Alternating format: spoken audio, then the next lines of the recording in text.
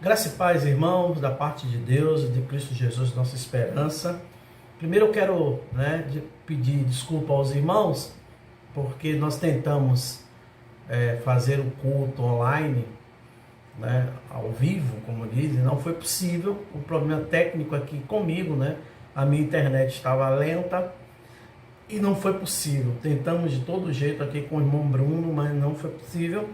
E eu estou agora gravando esta mensagem e os irmãos estarão oportunamente assistindo, se assim o desejarem.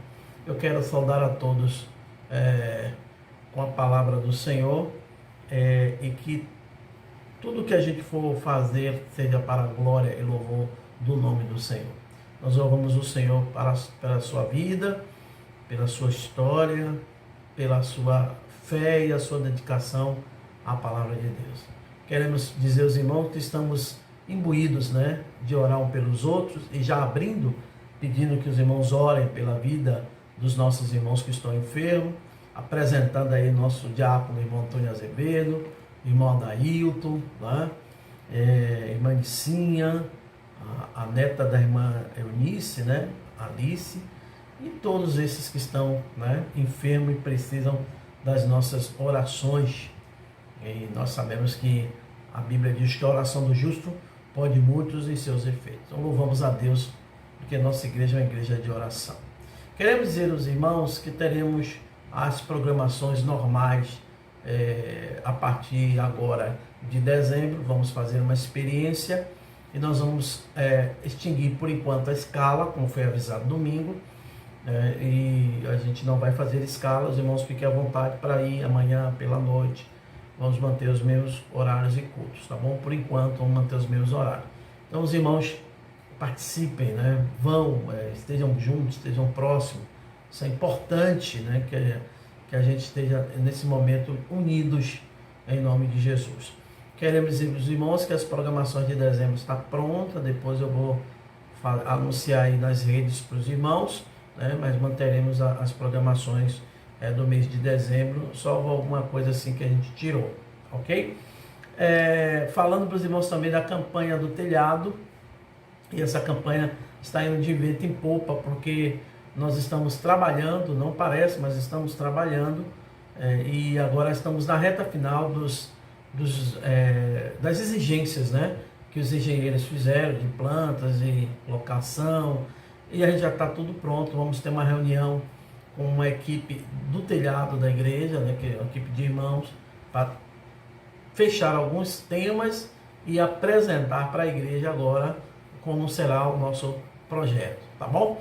E não esqueça de orar também por isso, contribua, empenhe-se, trabalhe, porque essa obra é grande, mas Deus já nos deu a vitória em Cristo Jesus. Também queremos a partir de agora avisar os irmãos aquela nossa oferta especial do dia 31 de dezembro. Todos nós, desde a época do pastor, a gente sempre teve essa cultura na igreja. O irmão que puder, e sentir o coração desejoso de trazer a sua oferta especial do final do ano para a gente ter recursos para continuar a obra do Senhor, ok? Antes de ler a palavra de Deus, nós vamos orar e vamos trazer o tema do culto desta noite, culto doutrinário das quartas-feiras. Oremos. Pai Santo, Deus eterno, nós te louvamos, queremos te agradecer pela sua graça, seu amor e a sua misericórdia sobre nós. Obrigado, Deus, por todos os benefícios que o Senhor tem nos concedido. Obrigado, Deus, pela vida de cada irmão aqui presente, que participa conosco, que faz parte desta igreja, que está, ó Deus, escrito no canal. Que a boa mão e a bênção do Senhor seja sobre a vida dos teus filhos e filhas. Ó Pai, é o que nós queremos pedir ao Senhor. Continua abençoando os enfermos da tua casa. Temos aí muitas pessoas, nosso querido irmão Antônio Azevedo, nosso irmão Adail, nossa irmã Nicinha, nossa irmã Alice, todos esses, Senhor, que carecem e precisam do Senhor. Visitam, Deus, de uma forma especial os teus filhos e filhas, ó Pai. Aqueles de outras igrejas, ou os nossos vizinhos e amigos que estão sendo acometidos, ó Deus, por esta enfermidade tão terrível. Ó Deus, tem misericórdia, Deus, entra com a tua divina providência, libertando, curando e salvando essas pessoas. Obrigado a Deus por tudo, em nome de Jesus. Amém. Queridos irmãos, abra suas Bíblias no livro de Atos, capítulo de número 23, Atos 23, e vamos ler o versículo 11, que diz: E na noite seguinte, apresentando-se-lhe o Senhor, disse: Paulo, tem ânimo, porque como lhe de mim testificaste em Jerusalém, assim importa que testifiques também em Roma. Que Deus aplique esta palavra lida na nossa mente e no nosso coração. Hoje eu quero falar sobre algo que é passivo de acontecer com todos nós. Aliás, constantemente está acontecendo conosco.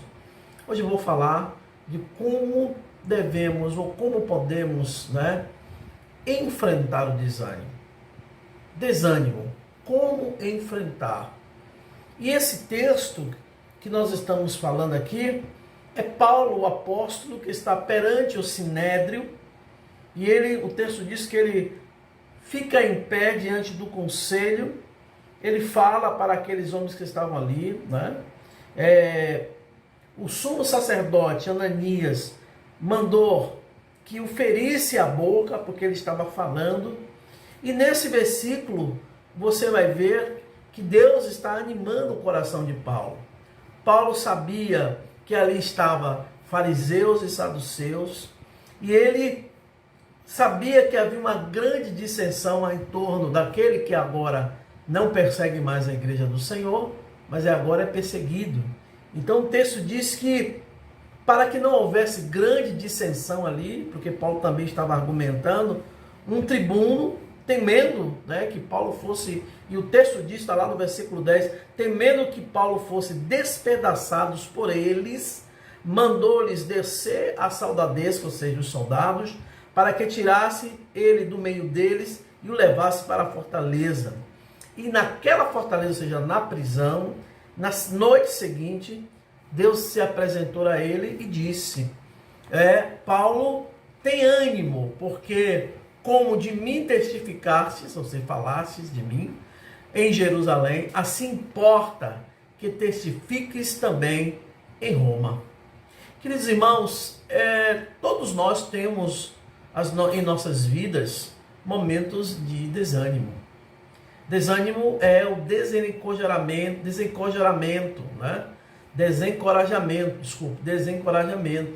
É um desalento, é um abatimento que ocorre com todo ser humano. Os grandes personagens da Bíblia também passaram por esse processo de desânimo. Os crentes de todos os tempos podem receber do Senhor encorajamento em tempos de desânimo.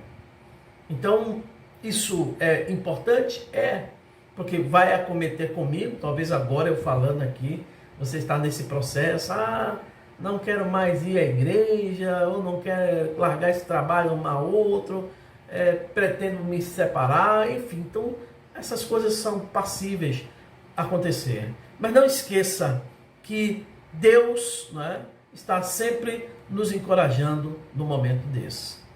Josué, no capítulo 7, versículo 7, diz: E disse Josué: Senhor Deus, porque com efeito fizestes passar a este povo o Jordão, eles passaram ali a semelhança do Mar Vermelho, para nos entregarem nas mãos dos amorreus, para nos fazerem perecer, antes tivéssemos contentado em ficar além do Jordão. Ali Josué se sentiu desanimado, depois de uma derrota causada ali pelo pecado oculto de Acã. Ele não compreendia o porquê da derrota, ele não sabia. E muitas vezes nós sofremos, sim, nas nossas vidas, derrotas por razões desconhecidas. Ficamos abatidos, com certeza, e, consequentemente, desanimados. Mas buscando ao Senhor, e quando buscamos ao Senhor, foi o que Josué fez, ele se revelará a nós. Ele vai se revelar a nós e vai de encontro à nossa causa, ao nosso problema, à nossa dificuldade. Elias, lá em 1 Reis, 19, versículo 4, diz assim: ele, porém, foi ao deserto, Elias, caminho de um dia, e foi sentar-se debaixo de um zimbro, e pediu para si a morte, a depressão profunda, e disse: basta, ó Senhor, toma agora a minha vida, pois não sou melhor do que meus pais. O texto diz que Elias ficou desanimado, porque se achava só. Talvez você se sinta só agora, sem ninguém na sua vida. Elias estava com o mesmo processo. O texto também diz que ele desanimou porque ele sentiu medo e fugiu de Jezabel, aquela rainha má e perversa. Ele estava ali humilhado por aquela situação que estava acontecendo. Mas depois que você vai lendo o capítulo de Reis, você vai percebendo que Deus também tinha outros profetas que não se curvaram diante de Baal, e homens tão íntegros e intrépidos quanto foi Elias. Então, até os homens de Deus, os grandes homens de Deus, se assim podemos dizer, também tem momentos de fraqueza e de desânimo. E esse foi o processo com Elias, o profeta. E não é diferente comigo, com você. A Bíblia diz que Elias era sujeito às mesmas paixões que nós, mas foi um homem vigoroso na questão da relação com Deus. Então, não esqueça disso, irmãos. Desânimo está para todos nós, mas Deus está sempre nos encorajando. Por que não falar de Jó? Jó 10, versículo 1, ele disse: a minha alma tem tédio da minha vida. Darei livre curso à minha queixa. Falarei na amargura da minha alma. Jó ficou desanimado por causa do sofrimento, E do sofrimento aqui, além da questão da perda, dos filhos familiares, da enfermidade terrível, do sofrimento, da dor, por não ter cura para aquilo naquele momento, ele também se sentiu incompreendido pelos seus amigos. Quantos estão desanimados porque os amigos o abandonaram, ou acusaram de algo que você fez e que não foi verdade? Quantos estão desanimados porque tem uma enfermidade que não consegue descobrir o que é aquela enfermidade? Foi o caso de Jó. Ele se sentia um homem justo. Então esses desânimos vêm, mas lembrando mais uma vez, Deus é expert em nos encorajar. Porque no mundo teremos aflições, disse Jesus, mas temos que ter bom ânimo, porque Jesus venceu o mundo e a Bíblia diz que nós seremos mais do que vencedores. Davi é outro personagem. Lá no Salmo 51, versículo 12, ele escreveu assim: torna a dar-me a alegria da tua salvação. Sustém-me com um espírito voluntário. Ali Davi estava triste, abatido por causa do seu pecado. Ele perdeu toda a sua alegria, Tem hora que a gente realmente passa por esse processo. Perdeu toda a sua alegria, todo o seu ânimo, porque o pecado realmente escraviza a gente. Mas ele confessou, a semelhança de Provérbios, Aquele que confessa e deixa, alcança misericórdia. Por que não falar de Jeremias? Jeremias capítulo 15, versículo 10, ele diz: ai de mim, minha mãe, porque me deste luz a homem de rixa e homem de contendas para toda a terra? Nunca lhe emprestei com usura, nem eles me emprestaram com usura, todavia cada um deles me amaldiçoa. Jeremias estava se queixando aqui da oposição que ele enfrentou de forma tão cruel e perversa. Jogaram Jeremias no calabouço, ele viveu a pão e água, um jovem, uma criança, começando a vida. Sua mensagem foi rejeitada por toda Israel, mas Deus foi com este homem. Deus revelou coisas profundas a esse homem.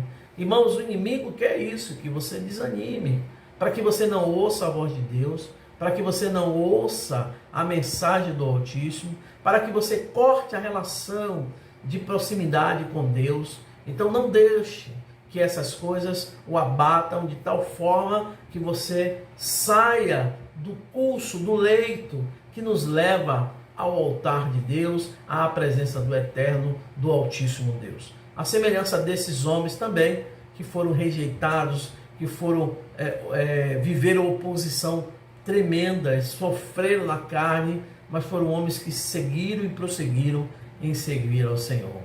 Os discípulos ali no caminho de Emaús, né, já havia 3 dias de Jesus, nada de ressuscitar, e lá no capítulo 24, versículo 17 de Lucas, diz, e eles lhe disse, que palavras são essas, que caminhando trocais entre vós, e porque estáis tristes, né? Aí ele vai dizer para Jesus, eles não reconheceram, né? Jesus estava ali, já glorificado, disse, tu és estrangeiro em Israel e não sabe dessas coisas. Eles estavam, na verdade, irmãos, desiludidos com a morte de Cristo.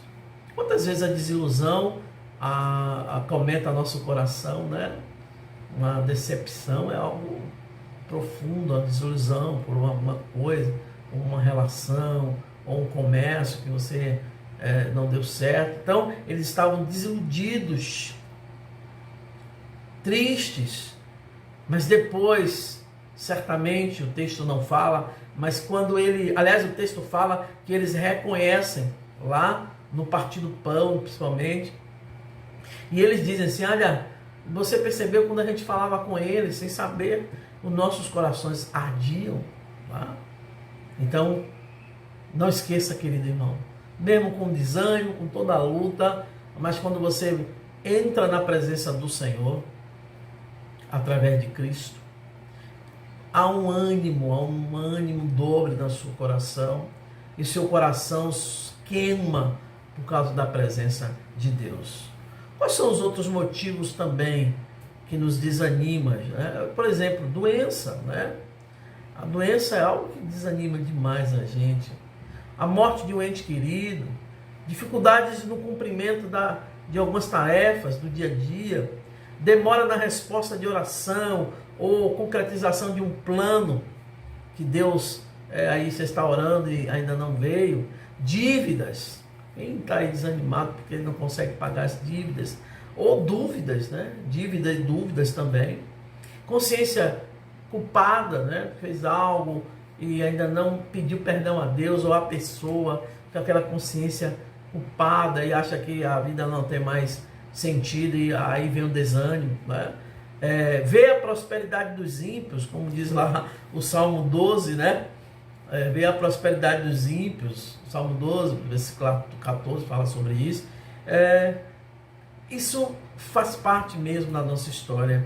O Salmo 73, versículo 2 e 13 diz, quanto a mim, os meus pés quase que se desviaram, pouco faltou para que escorregasse os meus passos, pois eu tinha inveja dos nécios, né? Dos que não têm entendimento, quando via a prosperidade dos ímpios, né? A gente vê pessoas que não servem a Deus, com a vida desregrada, dissoluta e prosperando muitas vezes financeiramente, mas não cabe a nós julgarmos. Então, eu particularmente, eu não queria a riqueza dessa pessoa, porque a riqueza sem Deus é pobreza.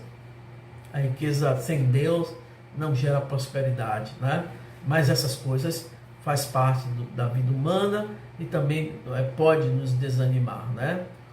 Agora, o que fazer, né, quando nos sentimos desanimados ante os problemas, ante as dificuldades da vida? Eu vou dar algumas dicas aqui para os irmãos nesta mensagem, nesta palavra de Deus. Tome posse disso e quem sabe Deus não lhe ajude a sair desse desânimo. Primeiro, reconheça que isto é normal a todos os mortais. De vez em quando vai acontecer isso. Então, não se ache que você é o único, que a senhora, que o senhor, que o irmão, que a irmã é o único, somos os únicos a passar por isso. Não é? Reconheça, para que você não entre numa depressão profunda. Então, reconheça que isso acontece com todos nós. Outra coisa, lembre que Jesus previu tudo isso Está lá em Mateus, João 16:33, ele encerra dizendo: no mundo tereis aflições. Agora, qual é a recomendação bíblica de Jesus? Mas tem de bom ânimo, pois eu venci o mundo. Então Jesus previu essas coisas. Devemos procurar nessa situação nos animar e animar os outros, não é? A Bíblia diz que a gente tem que ter bom ânimo. Essa é a ordem do Senhor. É uma ordem, é uma ordenança do Senhor. Ter bom ânimo. E Ele venceu o mundo. E se Ele venceu o mundo, nós também seremos vencedores juntamente com Ele, né? Olha o que é que diz Provérbios de número 17. Provérbios 17, versículo 22. O coração alegre serve de bom remédio, mas o espírito abatido virá a secar os ossos. Tá? Então, é uma ordem do Senhor ter bom ânimo. Não se entregue à autocomiseração. Sabe o que é isso? Ter dó, ter pena de si mesmo. Então, não se entregue à autocomiseração. Lute, peça a presença de Deus, a direção de Deus. Vá, marche, caminhe, lute.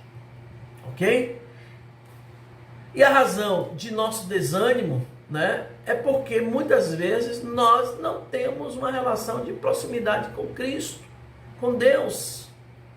Aliás, servir a Deus piamente, fielmente, padece lutas e dificuldades, e Paulo vai dizer, né, necessidades, e isso gera desânimo.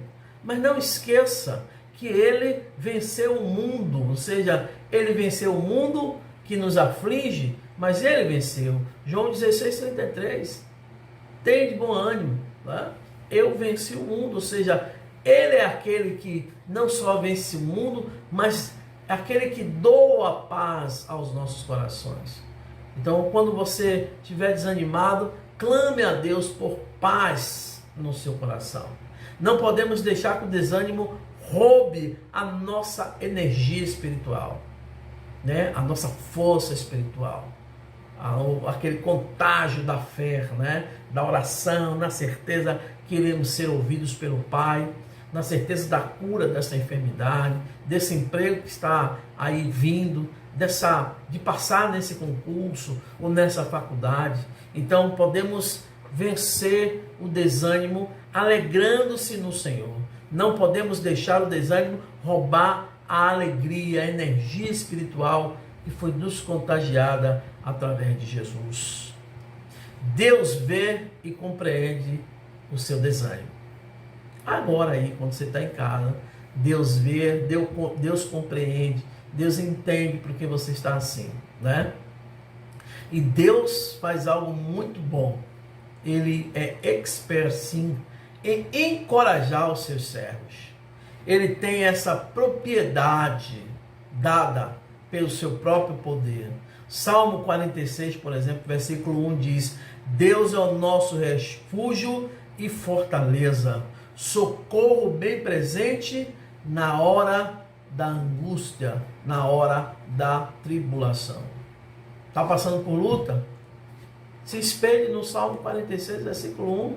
Diga: Deus, Davi está dizendo aqui, ele, o salmista está dizendo ele, mas diga: Deus, o meu Deus que eu sirvo, é o meu refúgio. Personalize mesmo, é a minha fortaleza, é o meu socorro que está aqui agora, presente, na hora dessa luta e dessa angústia que eu estou passando.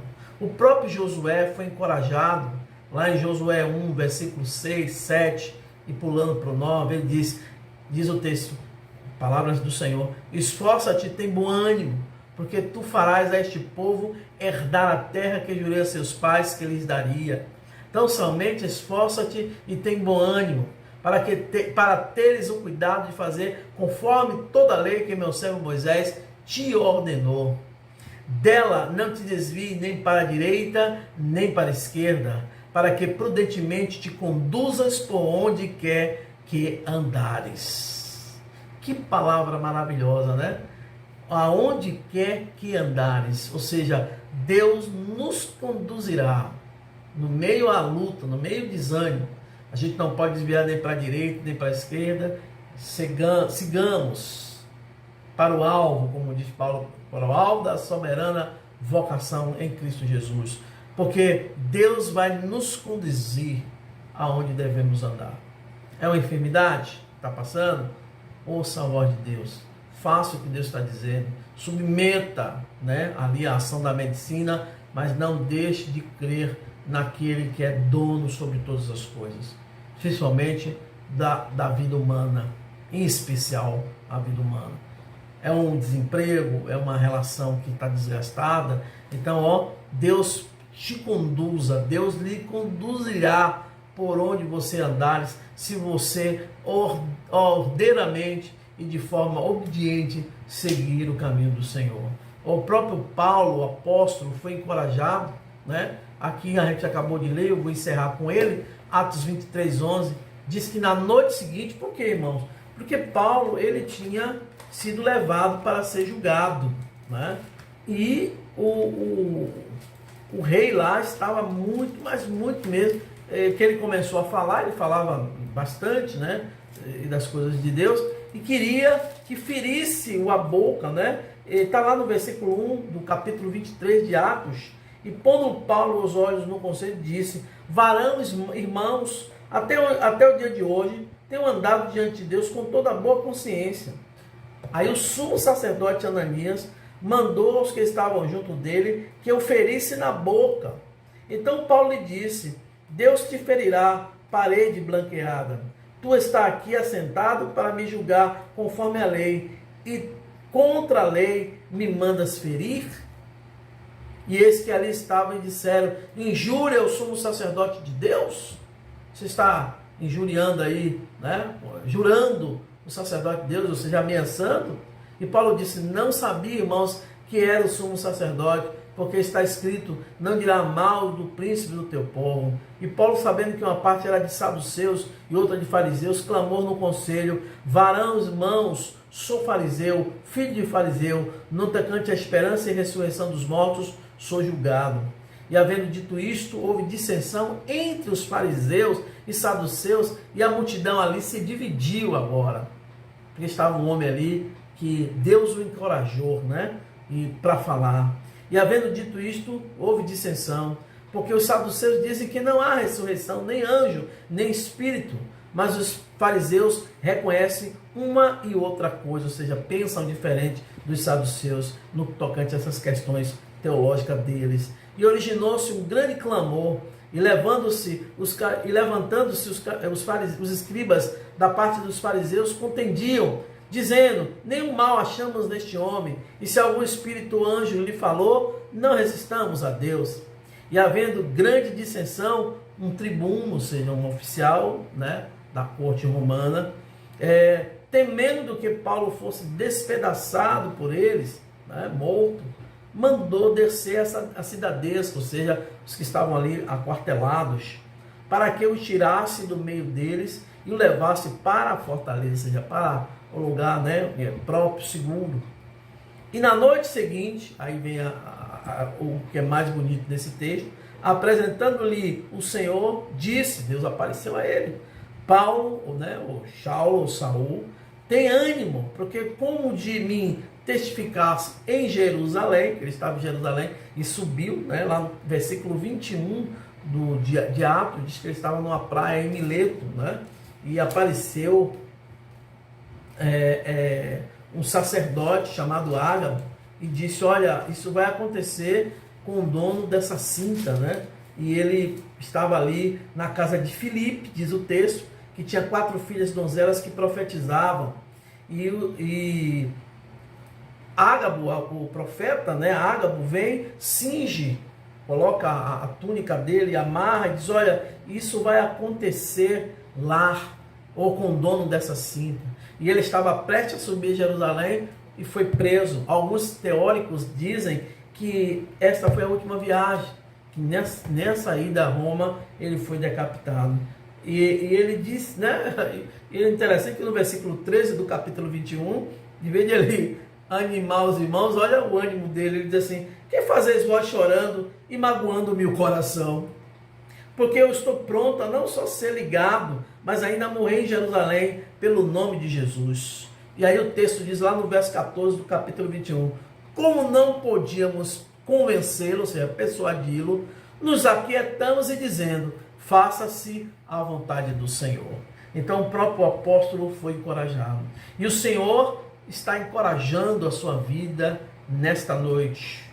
O Senhor está encorajando a você a prosseguir. Caminhe mais uma milha com essa filha, com esse filho, com esse esposo, com essa esposa, com esse pastor, com esta ovelha. Vamos caminhar mais uma milha. Vamos pedir a Deus que nos encoraje. Senhor, nos dá força, nos dá coragem para seguirmos para o alvo. Eu sei que um momento como esse, de pandemia, de doença, de pessoas deturpando o Evangelho de Cristo, mudando tudo, bate um desânimo, irmãos. Eu sei, é normal, não é comum, mas tem sido normal. Mas Deus está conosco, Deus está com você nesta noite. E eu não tenho dúvida que Ele vai lhe abençoar mais do que você já é abençoado. Que Deus lhe abençoe, em nome de Jesus. Uma alegria grande, imensa ter vocês aqui nesta noite, né? Mais uma vez, desculpando-se aos irmãos por não poder ter, né, feito ao vivo, como eu sempre gosto de interagir com os irmãos, mas está aqui para que os irmãos assistam, reflitam e compartilhem esse vídeo com outras pessoas que precisam também ouvir a palavra de Deus, tá bom? Deus continue te abençoando. Eu quero orar encerrando, agradecendo a Deus pela sua vida, em nome de Jesus. Vamos lá? Pai Santo, Deus eterno, nós te louvamos o encorajamento. Ao ler a tua palavra, Senhor, quando lemos a tua palavra, quando estamos em oração, ela renova as nossas forças, né? A tua palavra diz que os que confiam no Senhor renovarão as suas forças, voarão como águia, correrão e não se cansarão, porque sabemos que o Senhor é renovador das nossas vidas, e alegrar-se no Senhor, né? A nossa alegria no Senhor, a nossa força é. Obrigado, ó Deus. Vai agora, ó Deus, colocando no coração de cada filho, filha do Senhor, agora, ó Deus, esse espírito de ânimo, de coragem, de intrepidez, para enfrentarmos as lutas ou as lutas do dia a dia. Abençoa Jerusalém, toma o teu povo nas tuas mãos, guarda os teus filhos, livra-os do mal, em nome de Jesus. Amém. Obrigado, meus queridos irmãos, por estar aqui junto conosco. Que Deus continue te abençoando, tá bom? Um forte abraço em Cristo Jesus.